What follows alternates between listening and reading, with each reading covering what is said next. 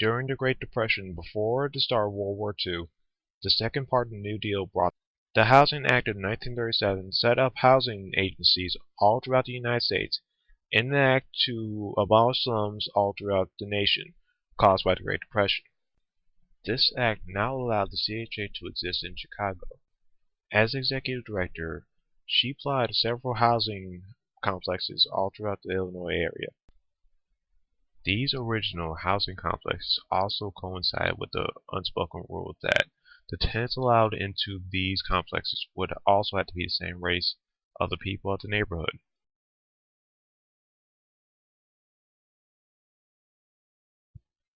The housing complexes were spread all throughout the city. Within these housing complexes, the CHA would rent out individual units within the complexes for about $2.30 to $4.25 per week. The CHA will rent out individual apartment units within these housing complexes for about $2.30 per week to $4.45 per week at one of the first housing projects, University Terrace. These tenants on average would save up to $15 per month compared to the next cheapest apartment. These projects were to be supervised by hand-picked leaders that the CHA had originally chosen. The people who were chosen were exemplary citizens and had great leadership skills, but were therefore very hard to replace. Because the CHA did not set up a system for new supervisors, many of the next generation of supervisors were unable to lead the projects.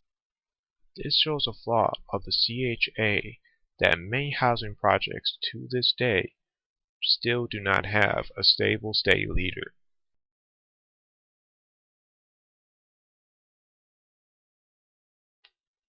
Throughout the entirety of the 1900s, Chicago has had racial problems. However, during the era of World War II, the Chicago area has seen a significant decrease in the amount of racial tension. But as World War II ended, the racial tension was revived. Part of this racial tension comes from African Americans moving into private houses or moving into newly made housing complexes. Many times, these African Americans were met with bombings and arsons caused by the neighbors and people around them in the neighborhood opposing their presence. Because of this strong opposition, oftentimes it was a very hard struggle for the people and the CHA to establish housing projects or even live down on the south side of Chicago, as well as other neighborhoods that were strongly opposed to racial integration.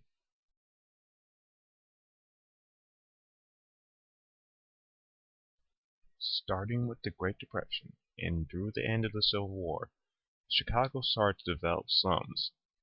These slums that usually appeared in areas with high concentrations on minorities and poor income areas. The slums were distinguished with a higher crime rate and abuse of drugs. Despite the slums being a primary problem of the CHA, they ultimately contributed to the problem itself. The CHA contributed to the problem of the slums by their overly selective tenant process. It was very stringent and even impossible to get into housing at points.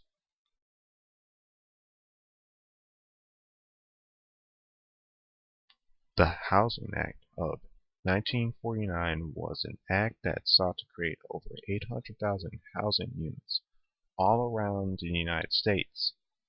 This was a hopeful attempt trying to get rid of all the slums all throughout America that were caused by the Great Depression. This act would especially have helped out the CHA. This act would have allowed the CHA to spread out the housing units all throughout Chicago. However, there stood a barrier between this ultimately progressive bill. This barrier was the aldermen and the councilors in Chicago at the time. Seeing that this act would spread the CHA's public housing units into their own neighborhoods, the congressmen and aldermen quickly acted and nullified the act. Their selfish and ultimately destructive acts concentrated the amount of housing projects into smaller areas with poor minorities living there already. This not only went against the goal of the act by enhancing the spread of the slums in Chicago, this also eventually created a very large problem of spacing and overcrowding within these projects. Despite the actions of the aldermen and the councilors being fairly illegal and highly detrimental to the CHA, no actions were taken against these men.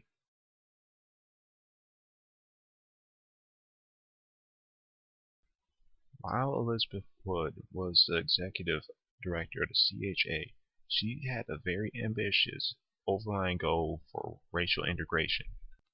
After World War II, she thought that this was the prime time to act because of the federal funding that the CHA had been given by the government during this time. However, yet again, the CHA was blocked by councilmen and aldermen that opposed the racial integration plans that Elizabeth Wood had for this. But a more important change that the CHA made during this time that would accidentally undermine Elizabeth Wood's goal. The CHA had now adopted a new system of buildings for their housing projects. They would now build high-rises that were 14 and 15 feet tall, that were originally intended to be beautiful vertical gardens, but only ended up concentrating the poverty within these high-rises.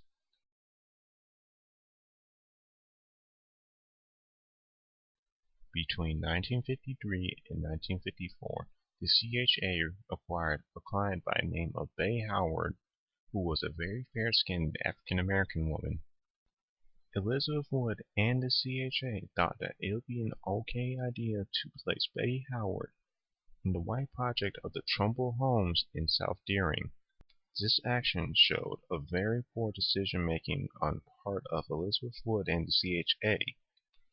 Elizabeth Wood and the CHA's original rationalization for placing Bay Howard in the completely white South Deering neighborhood was that it would be a first step in integrating housing.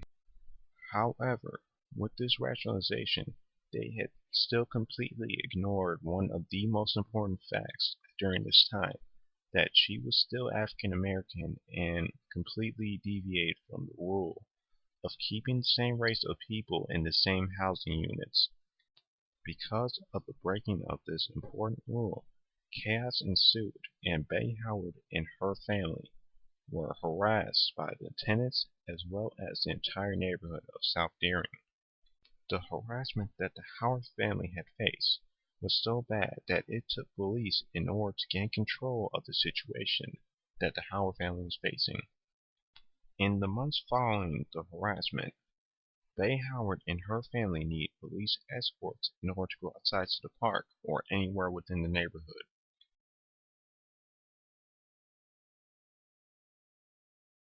In 1966, Dorothy Gautreaux, a tenant of the CHA project, who in her own neighborhood was a well-known advocate and spokesperson for equality, filed a lawsuit against the CHA.